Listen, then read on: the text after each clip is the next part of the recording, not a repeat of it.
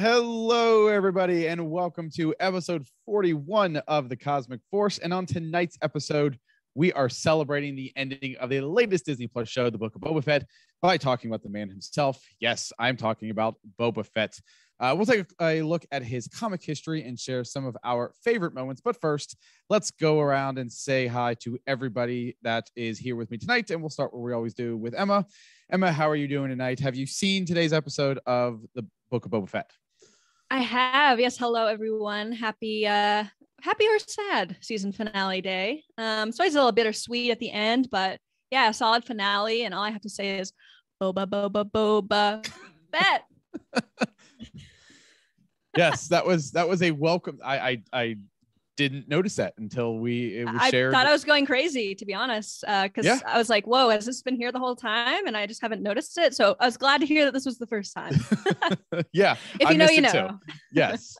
All right. And let's check in now with Caleb, looking just amazing as always. I love that shirt and I'm jealous of it every single time you wear it. How are you doing tonight, man? I'm doing good. I was very late getting set up for the show because I had to finish it all off. So like we finished the episode, and as the Boba Fett chanting was going off, we were hastily clearing the room and trying to get my flag set up. It was a good time. Like I was really, really happy about the show. And now I'm really happy to talk about the comics here with you guys. So let's get some action going here. Yes. But before we do, let's check in with the last member of the team tonight, Jacob. How are we doing tonight, sir? Not too bad. I definitely I got up early this morning to watch the episode, which, of course, if it wasn't obvious, we're not going to spoil that tonight. We're just talking about comic books, so for those who haven't had a chance, you're all welcome here. But I got up early so I could watch it before school, which was not great because I was staying up last night writing an essay. But you know what? That was due this morning. It's all fine. Boba Fett is here. My week is kind of chill for the rest of it. So yeah, I'm happy to talk about the man himself. Yes. So if you are joining us for the first time, welcome. As you might have picked up already, we are a Star Wars comics podcast that broadcasts live right here on youtube.com/Utini every Wednesday night at 8 o'clock. But if you can't join us live, that is perfectly fine because we are also available on all of your favorite podcasting platforms. We are also a part of the Utini podcast network of nearly a dozen shows and a Discord channel at utini.com/Discord with more than 1,000 members with dozens of channels to choose from. If you like what you see and you want to say thanks, then head over to our Patreon channel at patreon.com/Utini, where for as little as $5 a month, you can gain exclusive access to the entire Utini podcast network of shows, as well as exclusive merch and community involvement activities, and even have your name mentioned in the show like we are doing right now, because Emma has our new list of patrons for this week. That is right. This has been very fun. This is the second week we've been reading our new patrons on the show. It's always a ton of fun. We really appreciate all of our patrons' support, especially from our newest patron, Brian Dooley, who joined the Jedi High Council. Brian, thank you so much. It means the world. We couldn't be able to do any of this without patrons like you, and we really, truly appreciate it. So I figure let's jump right from patrons, which is good news to have new patrons, right? We also have some more good news, and it has to do with Kenobi, both the show and a new comic. We have a new 5-issue Kenobi miniseries from Christopher Cantwell with art by our favorite Ario Anandito. It's releasing in May, and of course, the Kenobi show. We were kind of speculating that maybe we would get a date for it with the Book of Boba Fett finishing up today. And we sure did. It is releasing on May 25th. And we also got a really awesome poster for it. That beautiful poster right there. Oh, it's so good. So good. Did I hear that there's speculation that the lightsaber Obi-Wan's holding might be Anakin's? Is that true? Yeah, Eric mentioned that in Slack, and I looked a little closer, and the emitter definitely looks like his, because Anakin's has like the little point, half circle kind of on the end. See, where like Obi-Wan's is kind of flat on the top. I think it looks just like it does in the show logo. Let me pull that up again and zoom in a lot. We're gonna have a very intense zoom and enhance discussion about this and zoom and enhance the image. Yes, we are enhance. I mean, this is beautiful, by the way, with all the clouds. It really is. And the sun behind him. Holy smokes! Yeah, there's Okay, not much here we more go. enhancing I can do, unfortunately. What? That's not how that works. Can we zoom in even more? But no, it doesn't literally look will not let me. it looks like a flat, so it looks like it would be Obi-Wan's his own. Thank you, Caleb. I think it's Obi-Wan's. Yes, I do too. Yes. Well, either way, I can't wait for this show. It's going to be absolutely amazing. And Ewan said something today that in an interview that I won't repeat because it might be considered spoilery, but it made all of us feel really excited, and we all freaked out. Hold on, I found a better picture. It was great. Okay, we have a better picture here. There. See, that to me looks. Well, okay. Now Obi-Wan's does have like a really thin taper right before his emitter, right at the very tip, and I'm not seeing that here, but it doesn't look enough like Anakin's saber. We'll have to reserve judgment. And honestly, this doesn't really look like a photo. It kind of looks like a painting. Oh, I was about to say, for the first time, I realized he's walking towards the camera, not away from it. Like, yeah, I always just backlighting. Yeah, it just looks like he's walking away. That's hilarious. Well, either way, we will be discussing the Kenobi comics when it comes out, to be sure. Speaking of new comics, Jacob, what's in the weekly pull list? We got a few this week, just a couple. First off, we have Trail of Shadows #5. This is the final issue of the miniseries, subtitled Dust, written by Daniel Jose Older with pencils from David Wachter. The cover is by David Lopez, and the colorist is Giada Marchisio with letters from Joe Sabino. Then we have Darth Vader #20, Queen Shadow Returns, written by Greg Pak with pencils by Raphael Yanko. The cover is by Ryan Stegman, and the colorist is Alex Sinclair with letters from Joe Caramanga. And finally, we have the last issue of Star Wars Adventures #14, written by George Mann and Justina Ireland, with art from Butch Mappa and Nick Brokenshire. With the A cover is by Francesco Francavilla. We don't normally point out the B covers, but for all you High Republic heads out there, we do have a Deva Lompop cover from Nick Brokenshire as well. That's beautiful. So yes, if you do want an art pop Lompop. Yes. So if you want to get your High Republic fix, make sure to pick that up. I unfortunately did not get to grab this today because my comic book store had some shipping delays, but those are the 3 issues. You, of course, can get the links for those down in the YouTube description. Guys, there's some pretty crazy issues today. I mean, Trail of Shadows, amazing. Wow. So good. I did not realize that the subtitle for that issue is Dust. I don't like that. I'm not a fan of that. That's scary. If you know, you know. I think, and I know. Because I saw it was like, I think it was like Sunday. Daniel Jose Older just posted like a tiny little screen grab on Twitter of like the like credits page and just like Dust. I'm like, oh no. No.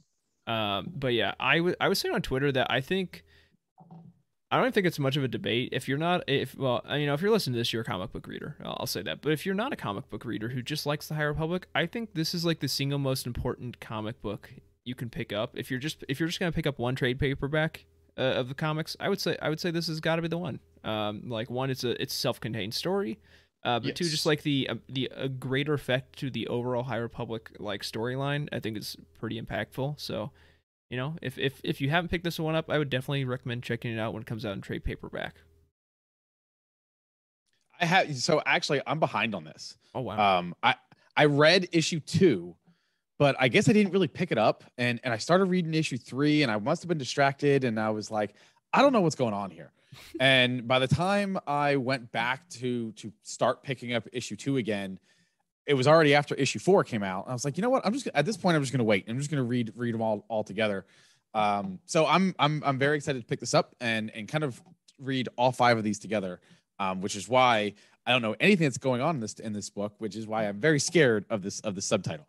Yes, absolutely. I haven't actually been able to get to this one yet today. I was planning on it, but I did read the preview that came out on StarWars.com, a few weeks ago, and I cannot wait to dive into this. I think the amount of tie-ins to the Fallen Star this has is absolutely shocking. Like when it was first announced, I thought it was just gonna, really maybe be a connecting story between Rising Storm and Fallen Star, but I've been really pleased with the amount of big information that we've been getting from this series. It's been really refreshing to see comics getting their due. I recently actually reread for a whole series like last week. I read the first four, and then when this one came out, I eagerly read it.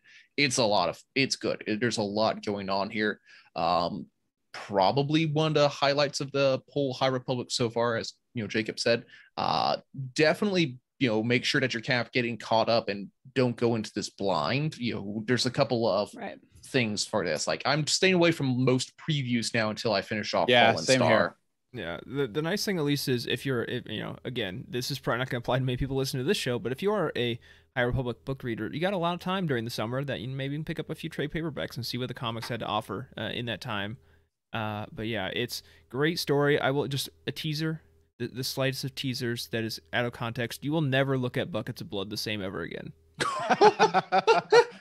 That is a fact. It's like if I can't wait to see what that means. I did see that. Yes, that was floating around Twitter, so I did see that, and yeah, that happened.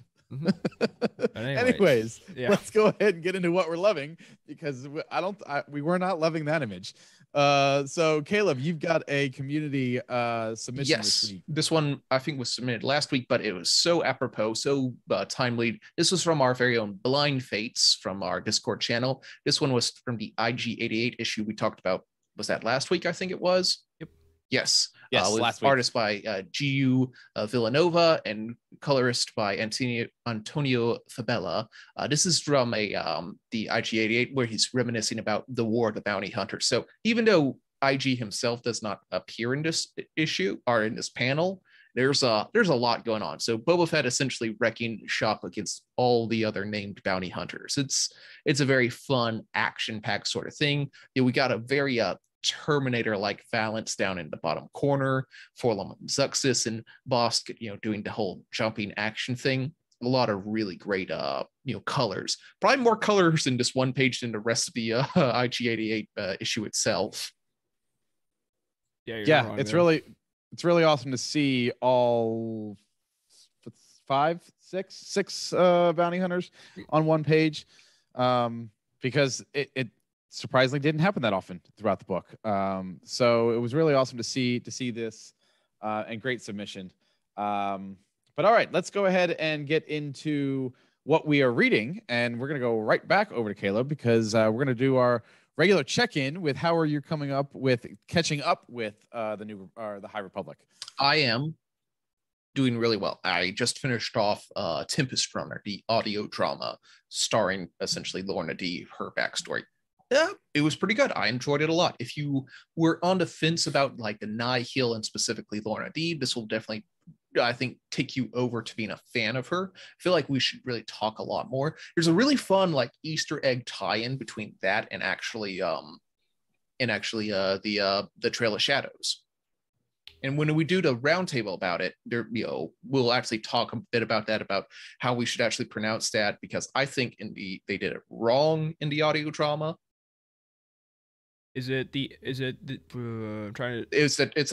chant. It's the okay, yes. Oh yeah. Okay. Yep. Yes, because I think they very clearly in the comic they said, it has to rhyme with away, and they're like, and in the audio drama it's like it's rye. I'm like, that rye doesn't rhyme with away. That's not how it goes. It's shirai. In my opinion. Fair enough. We'll talk about this when we do our roundtable in a couple months, I'm assuming, when the trade paperback comes out, because I feel like we should talk a lot more about that one. But overall, it was pretty good. I think I'm going to take a step back for a few days, and then I'll probably just dash into Fallen Star, because I really need to get caught up. Yes, you do. There's one thing that I think, because we just touched on it again, and I really want to call it out, is I really love how the High Republic is tying everything together.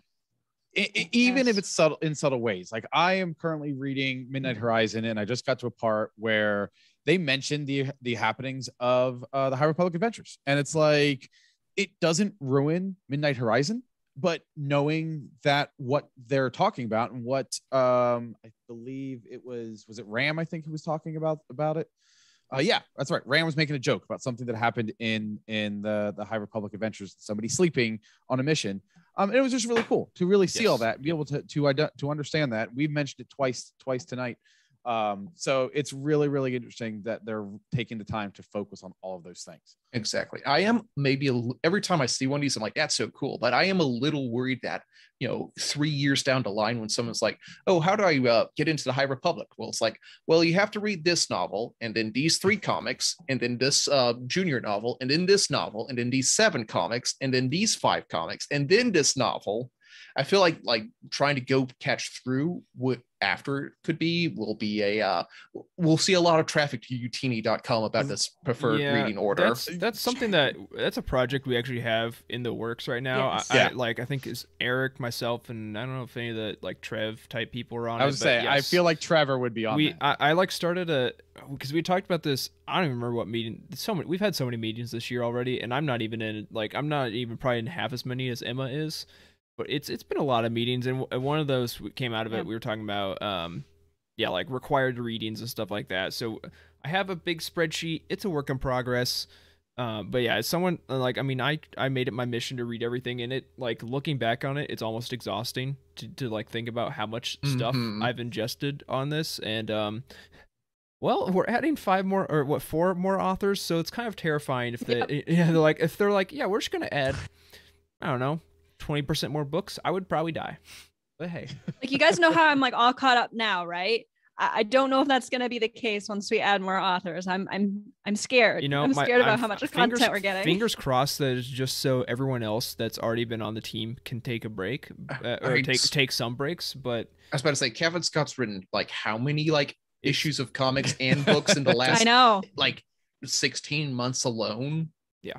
And Charles Soule, that doesn't even count all of his other Star Wars stuff. He's been doing High Republic stuff and just regular Star Wars stuff. And War of the Bounty Hunters and Crimson Reign and Empire. Daniel Hill say older, he's got 2-ish comic book. Well, yeah, he's got 2 full comic series and 2 novels. These people are also writing things that are not Star Wars. And isn't Daniel older? Yes. Also, isn't older he's also doing the manga. He's co-author on part 2 of the manga. Yep. So, but luckily we get to catch our breath over the summer because we get a little bit of a break of the High Republic content, at least.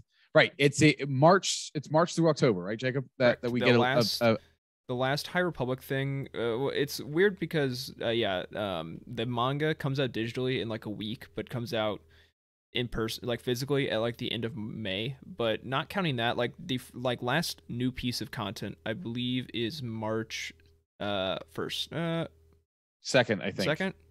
The 2nd's a Wednesday. That's comic book day. I can actually tell you that. Yeah, March 2nd. March 2nd is Eye of the Storm #2 and High Republic #15. Yes, that is correct. And that Tuesday is is that the audio drama script or something that comes out on that Tuesday? Or no, it's March 15th. Mission Disaster in physical form is the 2nd. Yes, and then the script for Tempest Runner is March 15th. Yes.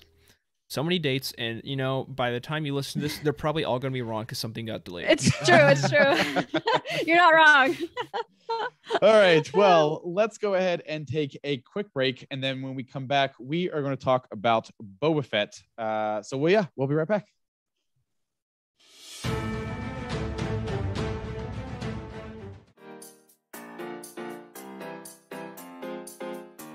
It's what Jimmy McGinty says Shane Falco needs. Is absolutely calling. Put him on. Wait, is this a first-time caller? Hello, you are live on The Living Force. Hey, long-time listener, first-time caller. Yes. What's your question? My question is for Wes. Why does he think that he can do my job? Corey put me up to it. Oh my God! Because Corey made you do it? That's your answer? Oh, man, I'm enjoying the show. I won't interrupt anymore. Have fun.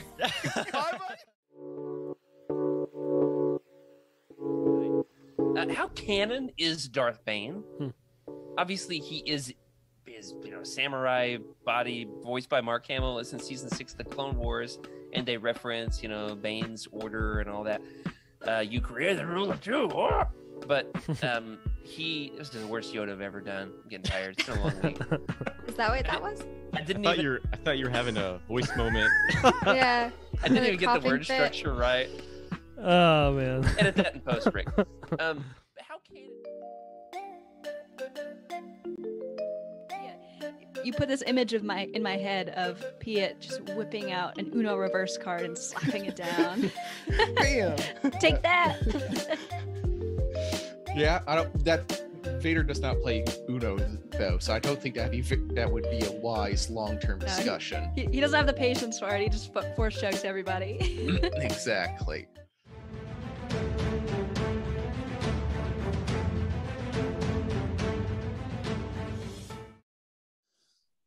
All right, we are back, and tonight we are talking about Boba Fett. Yes, Boba Fett. And surprisingly enough, and he's actually, for somebody who appeared so little in the original trilogy, he's actually made his way around in the comic books. I was doing some research. A lot. He was so I was doing a little bit of research today, and this is completely an unofficial count, and this does not include all just Star Wars comics.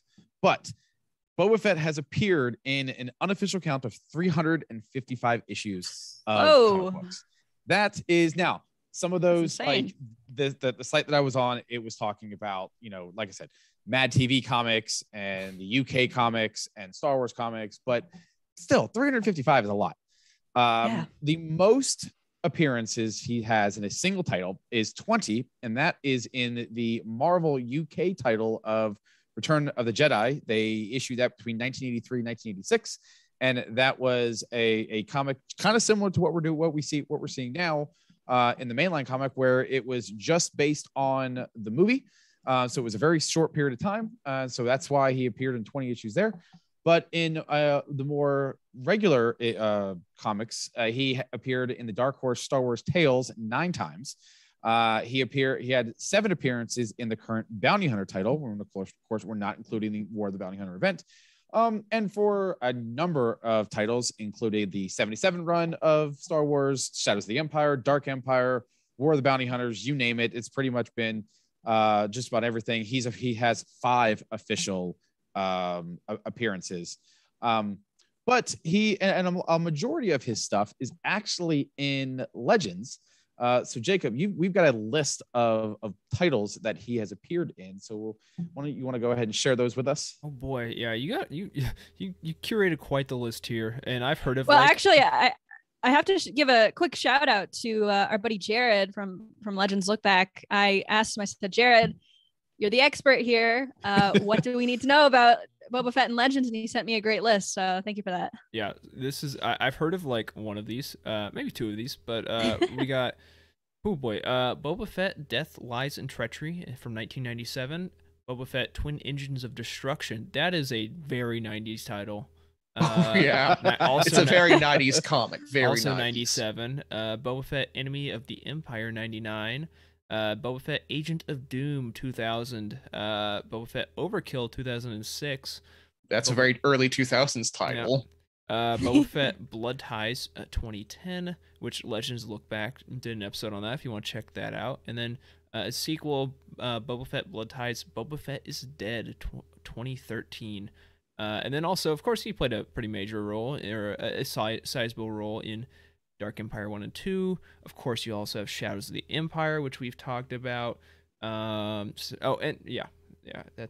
Legend. I was about to say something canon, but that's Would we say Boba Fett is Dead is probably I don't want to say most popular, but most notable of that list, at least the cover. I mean, yeah, like it's a direct sequel to Blood Ties, which is actually really good. Like we said a lot of words here.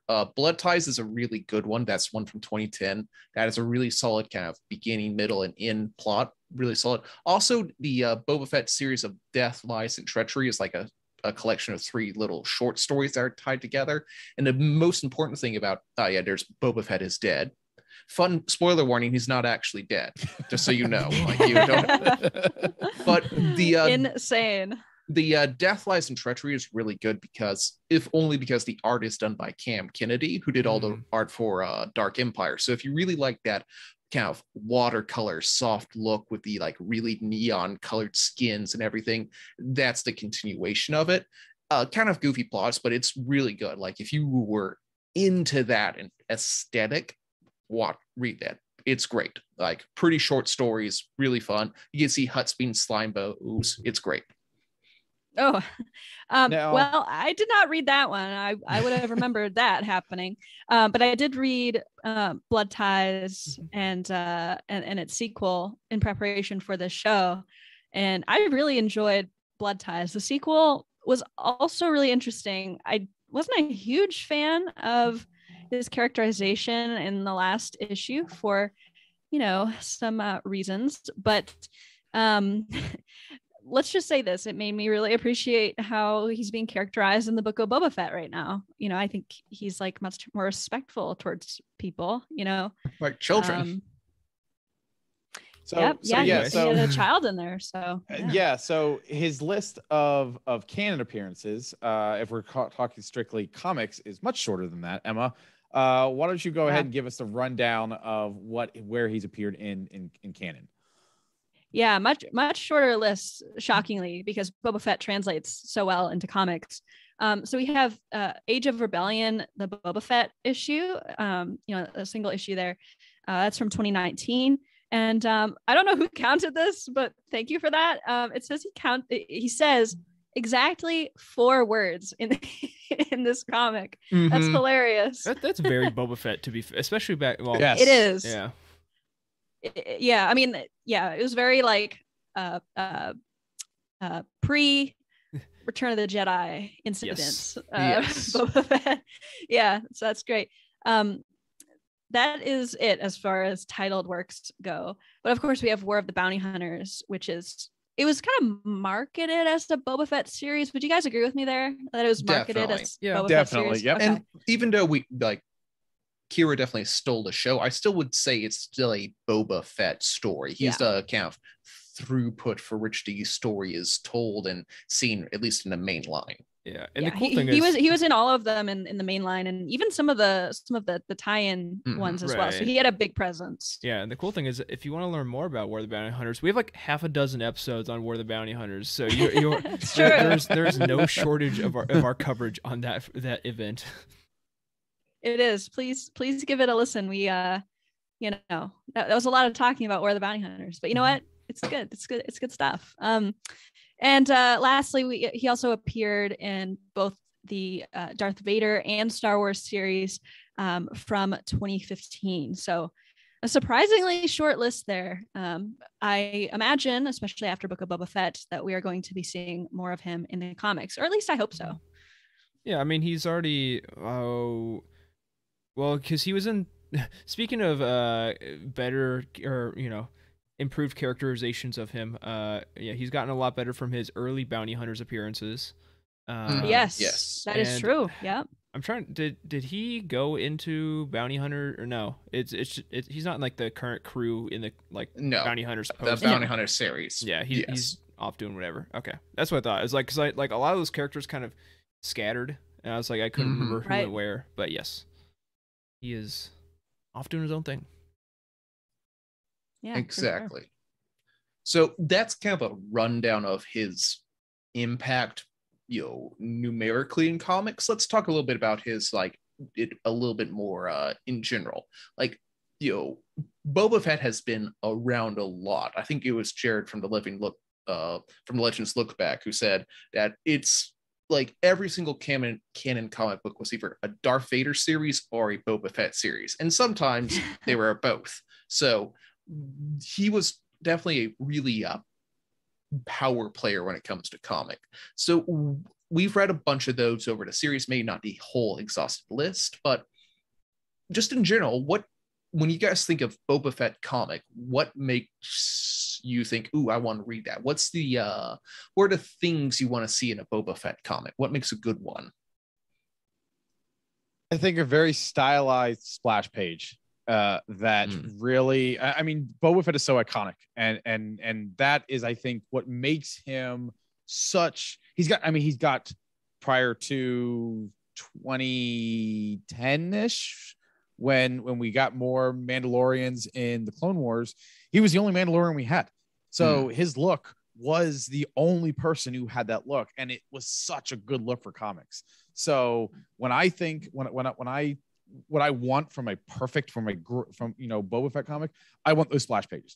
I want seeing his full arsenal of knee blasters and whistlers on it, and fire coming out of his wrist and shooting off the rock. Like that's what I think of when I think of Boba Fett, and seeing that in comic form, it really, really resonates well. And I think that's the perfect medium for him and all of his full arsenal.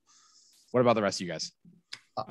I have one real quick. I see, whenever I think of Boba Fett comic, I envisioned a scene where he walks into a cantina and everyone looks at him and like everyone goes silent because his reputation precedes him in such a degree. Once he walks in, Boba Fett is on everyone's lips and there's the silence as they wonder, is he here for me? And of course, I want to see his tools. Like I want to see the moment that things get a little hairy, him lean down and the jetpack rocket shoot off and blow a huge hole into whatever was enticing him, and whatever was trying to fall on him or attack him. I just want to see the jetpack rocket go off, and that's a real watershed moment every time it comes up. So bar scenes and cool gadgets. Yeah, I would agree with that. I'm going to kind of take a different approach to this question for a second and say what I do not like in a Boba Fett comic. So everything else is like pretty much cool with me. But I am going to start with one thing that I do like, that I think Blood Ties did very well, which was to show his internal emotions. I thought that was really neat how they did that, because that was really rare for early Boba Fett comics, and frankly, like any Boba Fett comics, it's just rare to get sort of that like more emotional side of Boba Fett, which I hope is going to be more normalized after Book of Boba Fett, because he really is an interesting character once you look past all of the badassery and coolness. One thing that I noticed while reading a lot of the older comics, and unfortunately this has happened in some of the newer comics as well, is just like bad treatment of women. That is something that like absolutely cannot be in a Boba Fett comic. I mean, I was reading the sequel to Blood Ties, where Boba Fett is dead, and he literally told this woman, "I own you now." And I was like, oh, that's so disgusting. That is so gross. Like, that just, because that's not his character, right? Like that, I think that's what it used to be, but that's not it anymore. He's a much more respectful person, and I think deep down he's always had a lot of respect for everyone, and I think Book of Boba Fett has only proven that. So I'm excited to see what the future of Boba Fett stories is in terms of like, getting his internal emotions and being more welcoming and respectful towards all people, no matter what. But I agree, like good action sequences is always a must with Boba Fett, because he has like one of the coolest arsenals in Star Wars. You got to use it all. I agree with everything that you guys have said. Yeah, I think for like arsenals, like I read, one of the comics I did read for today was Blood Tie, like the OG Blood Ties, and that has like a really cool moment where like he's in a fight and he's like they're like little like dialogue boxes. It's like blasters, flamethrower, dismissal, like ocular HUD, fist. He's like unarmed fist, and like he punches someone, and it's like the like most ridiculous like comic booky thing ever. But I kind of love it. But like as far as like a story thing, like I honestly don't see it happening, at least with like where I think his character's well, I'm not really sure, but where I think his character's going, I'm not sure it's going to happen. But I'm not like, I'm not the most well-read person in Legends, but I really liked his story in Karen Travis's Bloodlines, and like his exploration of like being a Mandalorian and being a leader of the Mandalorian people while not like being raised in that culture. Like he's like an outsider in some ways, and like he's kind of like grappling with that identity and having that like mantle of like Mandalore and without like being raised in the culture directly. I think it's a very interesting direction for his character, and if there was ever a way to, you know, maybe not take the exact story but take elements and flavors of that story. And I think we got a little bit of that in Book of Boba Fett, of him trying to be a leader rather than, you know, his own person. But, you know, I would definitely take more of that in a comic book. I'd be interested to see where they would go with that. That sounds incredibly interesting. And honestly, I feel like I should read that book now. That sounds really cool. The problem is it's the second book of Legacy of the Force, which, you can be Corey and start with book 9. I would not recommend that. But Okay. I still read it from like, you know, book 1 to book 9, but it builds off of so much like post Return of the Jedi stuff that like there's like probably like 30 books you should read before you read this book. Is that the one? Oh, hey, look, sure enough, that's a Boba Fett. Look at that cover. My favorite Boba Fett story. Not to be confused. Across all mediums. Not to be confused with Claudia Gray's Bloodline. This is Karen Travis Bloodlines, plural. And I said, and not to be confused with the comic we were talking about, Blood Ties. Blood Ties, yes. Oh my goodness gracious. Yeah, unfortunately, like if you probably like wanted to really understand this, like I was okay, I made by, but if you really want to understand the story, you probably need to read at least New Jedi Order, which is like 19 books. Yes. Ooh, and that sounds like quite the rabbit hole. And actually, I did not realize this until right now. Karen Travis wrote this. Yes, which also of course she did. Yeah, it has she's Mandalore stuff in it, and like she's I think there's a small Mandalorian translation like part in the book, like just like appendix kind of type thing. So maybe you need to read that was in Republic Commando. That was the thing. Yes. That was the thing I was gonna say next. I'm like, maybe you need to read that too. I'm not sure. I haven't read those books. Where's Jared? Help. Help us, Jared. You're our only hope. Legends. I think that's it. He should be here in like the next couple minutes. Yeah, exactly. It's usually how it works. We just need to have him on Zoom in the background, like all the time, then just like call him in when we need him. You have a phone, like who wants to be a millionaire? Who wants to be a Mandalorian? We need Jared on our speed dial. Jared, pull that up. Yeah. So speaking of like Mandalorian culture and words and things like that. Okay, this is not a sequitur at all. During the Boba Fett comics, how much dialogue do we like to see from the man in the helmet himself? Do we like to see him be very verbose or very succinct? Like, should we how much dialogue do we feel like is too much dialogue for a Boba Fett comic? Well, so I'm gonna just start off by saying that 4 words is too little. I think that we might all be able to agree with that. I think I personally really like when there is more dialogue, and it doesn't necessarily have to be like vocal dialogue. It can be like an internal monologue. That is also fine. I like when we get to know what's going on inside of his head, and that definitely requires a lot more dialogue than we would normally get.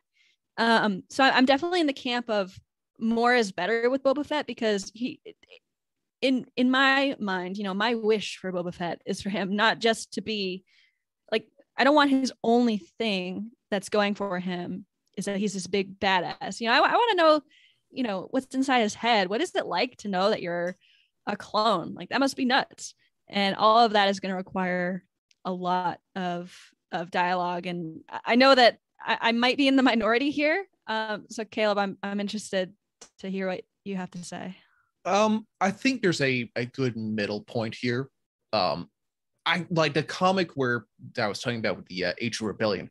It was definitely a Boba Fett comic, but the entire point was that people were running from Boba Fett. So you saw like everyone reacting to his legend and who he was.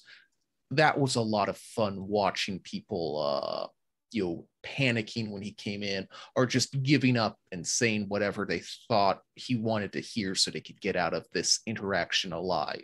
So that was kind of like a really fun thing to do for a one shot, not something you could do with every little thing. Definitely, I think having a Boba Fett as an internal monologuist is a very important thing. Like, the last thing you want to do is see Boba Fett spout out like 4 paragraphs of text talking about things like in an expositional sort of way to other characters, because what little we see in the actual movies, like the the original way we saw Boba Fett, he is not a talker. Exactly. Exactly. So like having him just like internally monologue so we can get an idea of where his mind is at is a good idea. Sometimes it's fun to have the outside. So like, what's Boba Fett going to do? Is he going to shoot them or not shoot them? So, but having an internal monologue is good. But like Darth Vader, you cannot have him, speak for too long by himself. Right. I was going to say, I would much prefer an inner monologue compared to dialogue, but I still don't imagine him being a wordsmith in his head. I mean, it's still going to be, he's still a man of few words, whether it's externally or internally. So I still wouldn't want, I would definitely prefer the inner monologue in the comic form, but I still don't want a lot of words from him. His MO is a man of action. And I know you've got we're going to talk about that in a couple of questions here, but yeah, I don't think that he's a man of many words, whether it's to himself or to those around him. Yeah, I think the mark of a good Boba Fett writing to me is when he does use words, they're very purposeful and very impactful. Like he doesn't want to waste words. Like he's very deliberate with what he says. So yeah, I mostly agree with what everyone's saying here. Absolutely. So this is where we might have some disagreement here. We've kind of gone through and dogpiled a lot of this, but after our kind of rapid read through and watching all of Book of Boba Fett, what is your personal favorite Boba Fett comic story? Do you have anyone who wants to go first? I'll go. I had a really hard time thinking about this, honestly, because I was instantly leaning towards War of the Bounty Hunters, but honestly, we didn't get enough Boba Fett in there for me to say that. I honestly think I'm gonna say Blood Ties, the 2010 one, the first one. And I say that because we got this sort of, again, like the internal stuff that I really like from Boba Fett. Getting to see how Jango treated him as a child in the first issue was also really eye-opening and shows basically like, why he is what he is. Like, if your father made you go fight this gigantic beast, right? Like on your own with zero warning, the most dangerous beast in the galaxy, I think you'd be pretty mad too. So I think that kind of opened my eyes more to the character. I also found that side plot interesting with like his, I guess I kind of tried to do the math. I think it's his like quarter brother or something like that. Is it his nephew or? I don't know. It's like biologically his son, or well, is biologically his brother, his twin brother's son. So it right. So it's nephew. Django's clone. Django's clone had a son. So that would be his cousin, nephew. Right? Well, his nephew. His nephew? Django's clone is his brother. Even though they're someone draw a family tree. Yeah, because Django has Boba and this kid and a million brothers. Yes. So yeah, brother. And then one of these brothers. I can't do a D. Bradley Baker impression. Accent. Yeah, no. Yeah. I'm not New Zealand. I'm not Kiwi. But so then that brother has a son. So it is his nephew. Mm-hmm, mm-hmm. Yes. Okay. Uncle that Boba. Makes sense. Uncle Boba. That feels weird because honestly, in the comic, it felt like they had more of a brother, or a sibling relationship. But I thought that the whole dynamic was really interesting. I didn't care so much for the sequel, which I'm probably in the minority there. The original I found was a better. little bit of it bizarre. The first one was better. The sequel was okay, but it definitely added a few kind of weirdness. Like, Boba Fett, not only is he the world's deadliest bounty hunter, but he's also the world's greatest deadbeat dad who went out for smokes and never came back.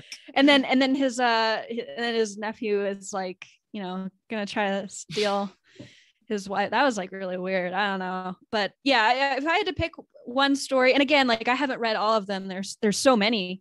I kind of had this like master plan to like try to read all of them that Jared sent me this week, and then my week got really crazy. It's like I just always assume I'm going. Like I never set the bar high, so I don't let myself down. That's a great idea, and I should have done that. So, anyways, out of the ones that I read, Blood Ties. However, that could change if I read more. Yeah, it's like my expectation for myself is to read something. So if it does happen, then I'm like, yes. One comic. Yeah, it's like one issue. I read more than an issue. Thank you very much.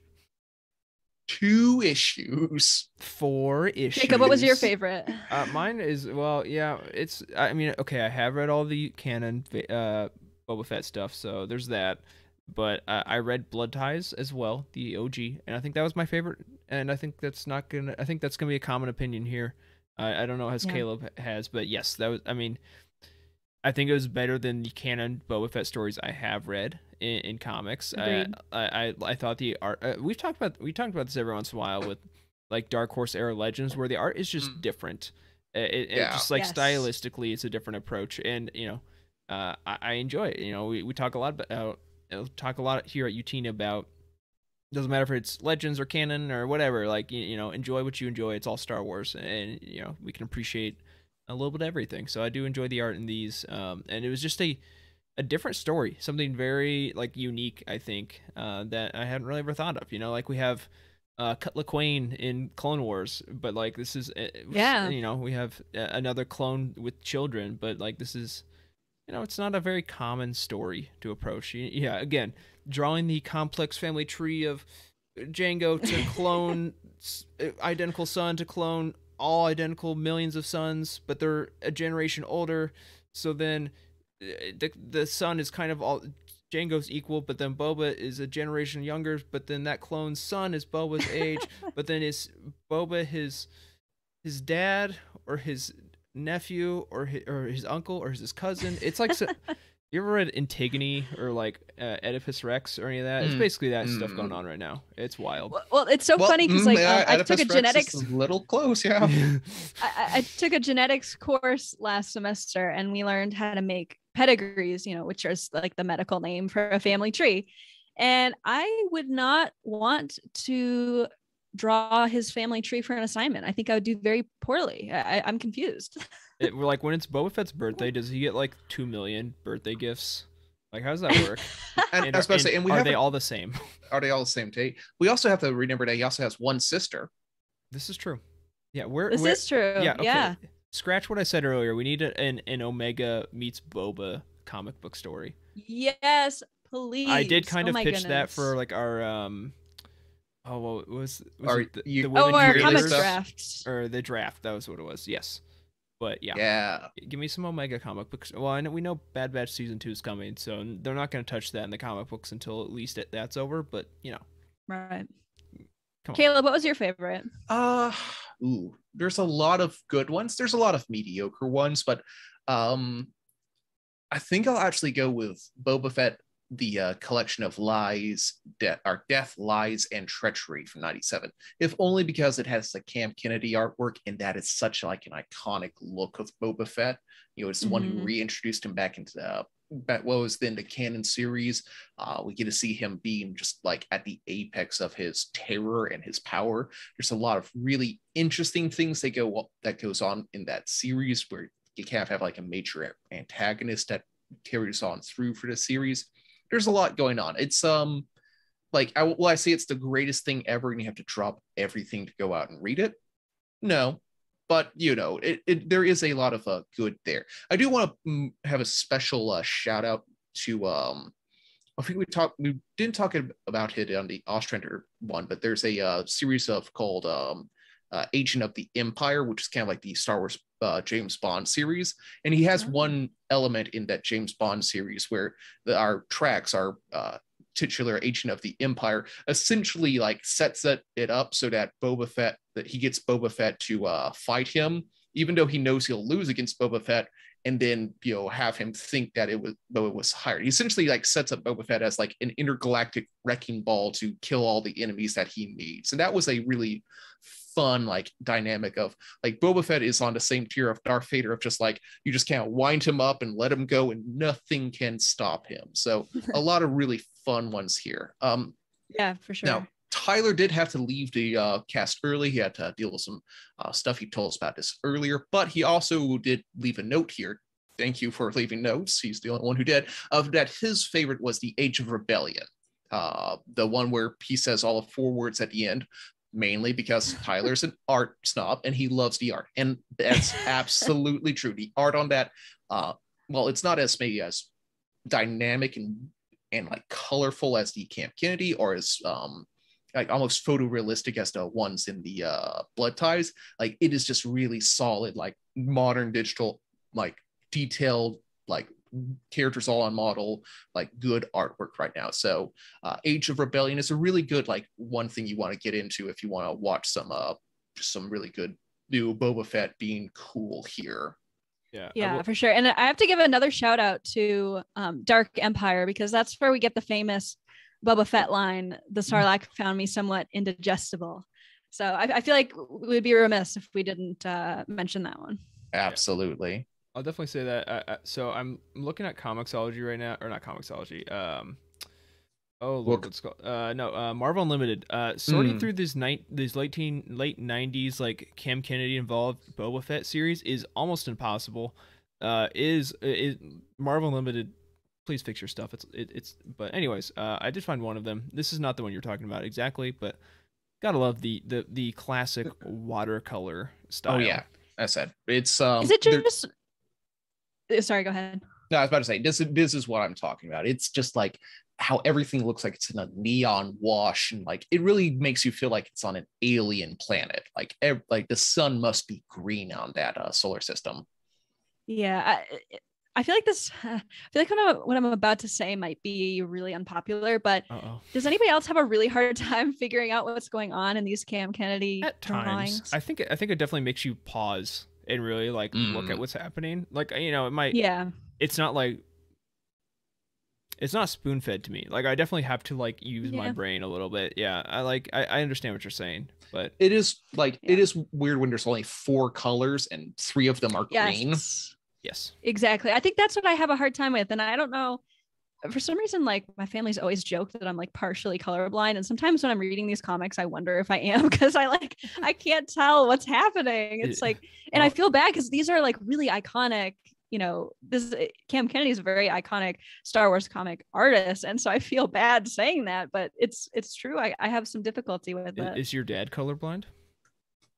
No one's in my family's colorblind. Well, if your dad's not colorblind, then you are genetically incapable of being colorblind. So it's true. I should have known that from my genetics course last semester. Yeah. Darn it! It's like you could have told me that probably, but yeah. But yes, absolutely. Yep. So we got a couple of like things about Boba Fett here that we should probably touch on. This is a quote that Boba Fett always gets his man.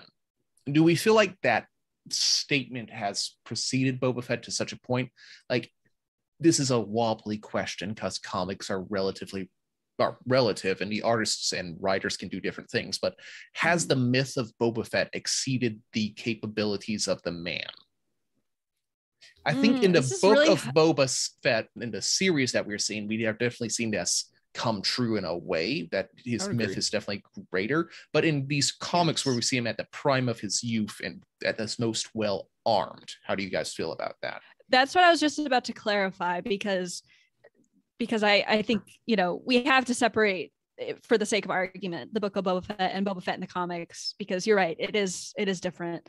I think it was interesting to see that in almost every comic that I have read with Boba Fett, that it always shows at least one person being absolutely terrified of him. And so that myth definitely follows him wherever he goes.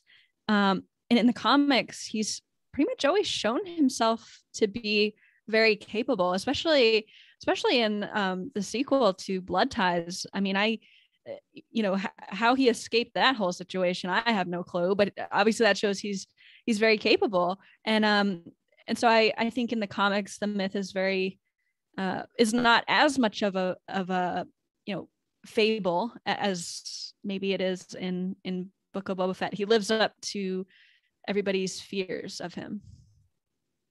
Yeah, I think, I don't know, it's very 90s 2000s comics to just be like, yes, he's invincible. It's like, it's Boba Fett, yeah, he'll be fine. Yeah, like, exactly. Who's gonna stop the big bad bounty hunter? Probably no one.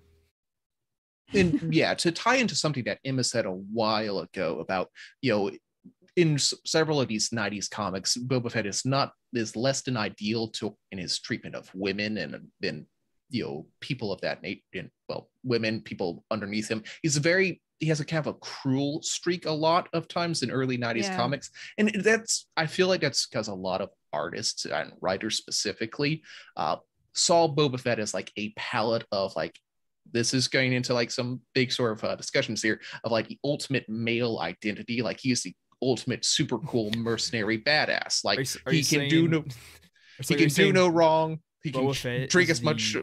Go ahead. I was like, are you saying Boba Fett is the epitome of toxic masculinity? Is that where we're going with this conversation? Yes, that is exactly what I'm saying. Boba Fett is what it is.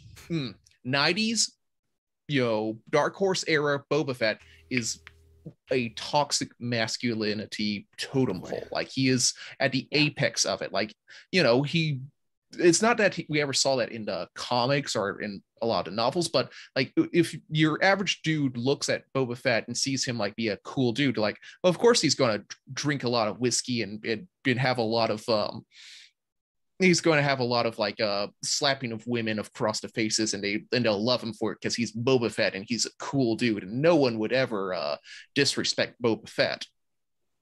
Except here we are several years later, and we had a really good Boba Fett series that has put a lot of humanization into him. So Boba Fett is a lot more interesting now than he was then, because he was kind of a vessel to pour a lot of bad male trends of the time into, to put it as delicately as possible, I would say. Yeah, I mean, I have literally never been more happy for more Boba Fett content in this day and age, because I think for me, I always used to look at Boba Fett as that, toxic male sort of godlike figure in Star Wars. Fulfillment of the male gaze. Yeah, exactly. And so I always kind of looked at him like that. So I never really liked the character because I didn't feel like he was for me. And so now that we're getting these new Boba Fett stories, although, one of the comics hasn't really done a great job, but we talked about that when it came out. But it's gotten better, though. The show, at least, it has gotten better. It has.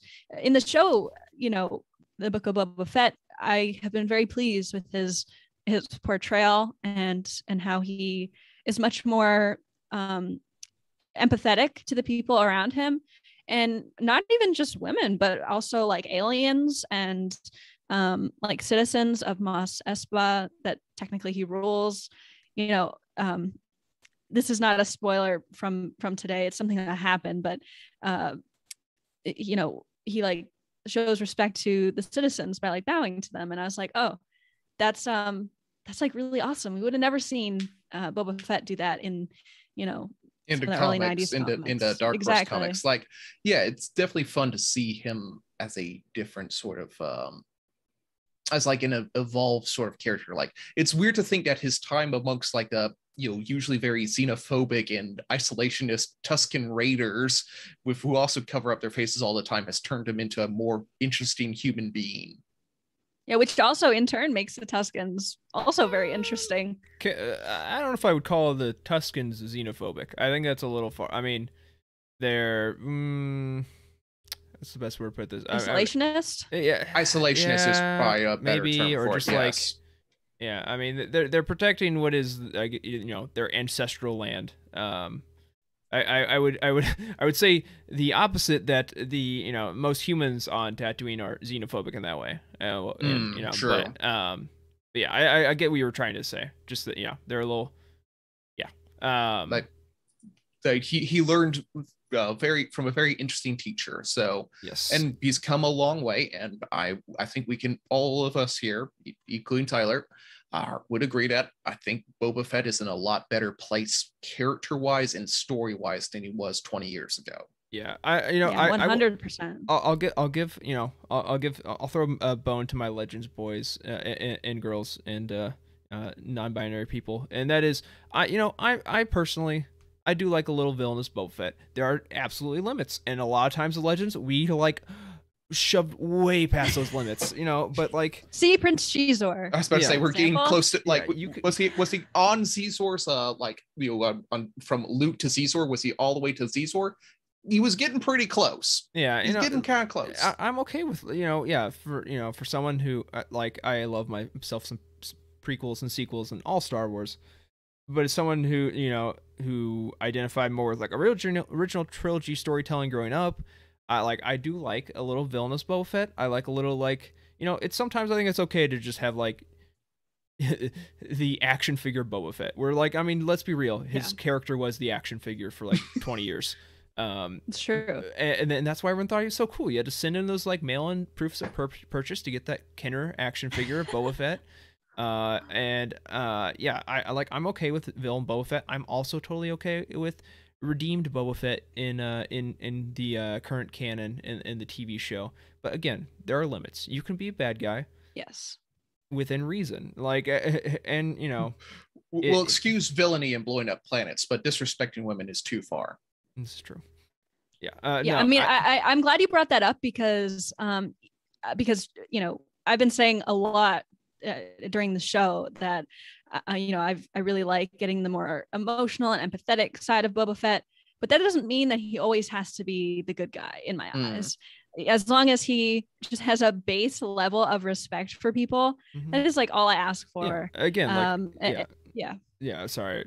Just like we were saying earlier, like it's kind of like the Utini code. Like what you like, like we're not, if Legends action hero Boba Fett is your dude, go more for power it. to. There's some great there are good stories you can find, like Blood Ties. Boba Fett's not a good dude. Yeah. Like he still does like some bad stuff. I mean, he's not totally bad. I think he has some redeeming qualities in there, but he's still on the whole probably not a great guy. But there's a fine line, and where you draw that line is up to you. But I think all of us have determined where we put it, and we just want good content. Yes, exactly. Now, speaking of good content, the last question I have here, this might be a bit of a pretty straightforward question, but does Boba Fett deserve his own comic series in the Marvel series? Or maybe even the Dark Horse, with however the publication is going. All ages stuff. Yeah, does Boba Fett need his own series right now? Ooh, I have a very easy answer to this. This is very, after today, it's an absolute yes. I think, although today, maybe no. I think once we get into that post Return of the Jedi era, I would love to see it. Specifically, I would love some stuff with him and Fennec in the comics. I think those two would absolutely slay in their own comic series because they have great banter that is built for comics, honestly. Both of them, are capable of such dynamic action, and their backgrounds, their stories have so much left, potential wise. I mean, there's so much potential in all of their stories. I want to, maybe we could even do some more flashbacks and see what Fennec's early life was like, and get some more Boba Fennec team ups. So I think once we get to that era, after the era we're currently in, I think I can almost guarantee that there's going to be some pretty awesome Boba stories coming in the next few years, or I hope so, at least. Yeah, I think I'll take a slightly different approach to this. I had one thought about it, and then you mentioned Fennec, and my mind kind of paused a little bit because I do love her character, and I do want to see more of her and more of that story. I think on the whole, though, I don't need Boba Fett. Like, I could use a nice Boba Fett miniseries or a nice Boba Fett maxi series. I don't need an ongoing Boba Fett series, to be honest. I think I think especially with Vader I think has hit like a bit of an oversaturation point. Maybe a little bit more than a bit of an oversaturation point in comics. Like he touches everything, and I think he's a cool character, but he doesn't need to be touching everything in comics. And I would worry that if Boba Fett became an ongoing character in like an ongoing comic book series, it would have a similar effect. I like my characters in moderation. There's also something to be said about the amount of like I guess legacy characters, like your big original trilogy tentpoles taking up too much of the comics bandwidth. Like we do appreciate our Afras. We at times appreciate Valence more so than we did like a year or two ago. But I like comics because it allows us to do things that are different, and I feel like focusing an ongoing series on Boba Fett would not give me different. So yes, give me 6 issues, give me 8 issues, give me 10 issues of a cool, unique, worthwhile Boba Fett story that needs to be told, but I don't need just Boba Fett doing his typical adventures for like 25 issues. I'm pretty much, I thought I'd be in the minority here, but yeah, I do not think we need a Boba Fett series like in the next 2 years. Like if they announced it and if they did it, we're suckers, we'll read it. We're contractually obligated to talk about every Star Wars comic that comes out. So yeah, I'd be excited if they announced it, but I think Boba Fett has hit a kind of a point where he is such a big sort of thing. I feel like the series is where the shows are going definitely have a lot more to tell, and I feel like they couldn't really put a comic series in with the Book of Boba Fett, what with the television shows still being produced and put out. So, and that's the Boba Fett I want to see more of. Like, as we already explained, like if you want to see Boba Fett in his prime, like in between like the Age of the Empire, there's 300 issues of Boba Fett doing that sort of thing. I want to see Boba Fett be more interesting and more dynamic moving forward, and that would require him to be modern, current Boba Fett, Book of Boba Fett. So I feel like we need to take a step back, see what Mandalorian season 3 has to say, because he's going to show up in Mandalorian season 3. It's almost straight money that he'll be there. So I think he's had a really cool and great impact on comics, but I think he needs to step back and let some other things ferment and new ones come on out. Agreed. Yeah. Cool character, and like you said, if they just come out tomorrow and like, hey, we're making a Boba Fett series, we're all gonna read it. Like that's would you read it and do you necessarily want it are two very different conversations. Mm-hmm. And so true. Yes, we it's like you're like, hey, we're making a we're making a Max Rebo series, which I had that thought in my mind, and I'm like, well, no, like I would legit read that. Like if Daniel Jose Older wrote a Max Rebo series, because I feel my god, can you imagine that? He's the perfect person to write that. Are you kidding me? Yeah. You can't tease us like this. Yeah, this conversation's going to Slack. I was about to say, you could make a comic series about literally any Star Wars character, and like Droopy McCool. Droopy McCool, the guy running with the running of the Wilrow Hood. Wilrow Hood. Like I would read that comic. Yeah. Exactly. Like name any Star Wars character and you can make a comic about it, and that's kind of why we're here. It's because Star Wars comics are cool, because Star Wars is a cool universe and we like spending time in it. Yes, absolutely. And no matter what the Star Wars thing is, there's always something good to find in it. You just have, sometimes you have to look a little harder than others, but you know what, no matter what comes out, I'm going to be reading it day one and I'll be happy. Mm-hmm. Totally. All right. So next week, what is next week? We have, it's Valentine's week next week. So we are talking about our favorite comic love stories. This is exciting. And Jacob put up on the screen here, Afra and what's her name? Tolvan. Magna Tolvan. Yep. Magna Tolvan. Probably top on my list if I'm going to be honest. But yeah, we're definitely going to be talking about some more love stories in comics to celebrate Valentine's Day. But that will do it for this week's episode of The Cosmic Force. Don't forget to like and subscribe to the show right here on YouTube, where you can hear us live every Wednesday night at 8 p.m. Eastern. We also encourage you to subscribe to our audio version on whatever podcast platform you listen to. Be sure to visit utini.com for reviews, articles, and news for the entire expanded universe. We encourage you to join our Utini Discord community by going to utini.com/discord.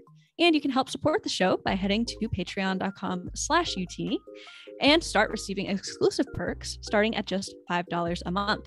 A special thank you to Brian Dooley, JG Kars, OK Endar, Patrick Ortiz, Carl Sander, and Earl Q on our Jedi High Council, and Matt Billington, Kyle Hickman, Elizabeth Cloutier, Freddie C, and Sally and Chris Eilerson on our Alliance High Command for their amazing support. You can tweet at the show at Cosmic Force Show or at the host individually. I'm at Irma Jedi 26, Tyler is at Ty Rags, Caleb is at Caleb Lamanek, and Jacob is at Jacob Bausch. Thank you again to Tyler, Caleb, and Jacob for hosting with me tonight, and a special thank you to our listeners for joining us. We truly appreciate you. See everyone next week, and as always, may the Force be with you.